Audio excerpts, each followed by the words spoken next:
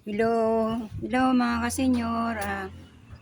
Magandang tanghali, magandang araw. Ngayon, ah, ipapakita ko yung aking nalinisan, yung aking tinanggalan ng mga malapit ng mamatay na dahon ng talong. Papakita ko sa inyo kung gaano kaliwalas yung ilalim niya.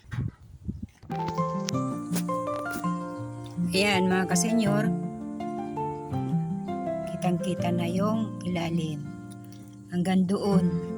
Kaya pag ako'y nagdidilig mga kasenyor, idinadaan ko dito sa ilalim yung hose para yung nadidiligan yung puno mismo.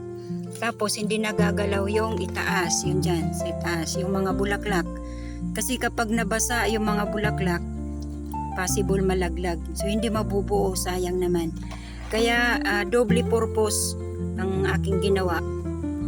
Tataba na yung puno, kasi wala nang kaagaw, hindi na sila nagganong naagawan, pati yung bunga lulusog din, at nakikita ko pa yung ilalim kung mayroon bang kung nababasa ba o hindi. Yung bill paper hindi ko na tinatanggalan kasi madahon talaga yan. Hindi naman sa kanila yung hindi big deal sa kanila yung meron mga dahon sa ilalim katulad niya, may mga dahon. Kasi tuloy-tuloy naman yung kanilang pamumunga. Yan, kung mapapansin nyo. Kasi tuloy-tuloy yung kanilang pamumunga. At good news mga kasenyor, mula nung 2 araw na ulan, lumusog sila. Yung ganyan, tumaas, lumusog. Tapos pati yung mga sitaw ko, nagbubulaklakan sila. Yung huling upload ko, na namitas ako ng sitaw, yun yung huling bunga nila. Ngayon nagbubunga na naman sila. Yan, maraming maliliit. Tsaka ito yan yung isang puno na yan na nakahiwalay na tuloy-tuloy din yung bunga. Yun mga kasenyor, pinakita ko lang sa inyo yung aking tinanggalan. So kumbaga sa tao, maaliwalas na sila. Tuloy-tuloy pa rin naman yung pamumunga nila mga kasenyor. So yun guys, maraming salamat. Magandang umaga sa inyo lahat.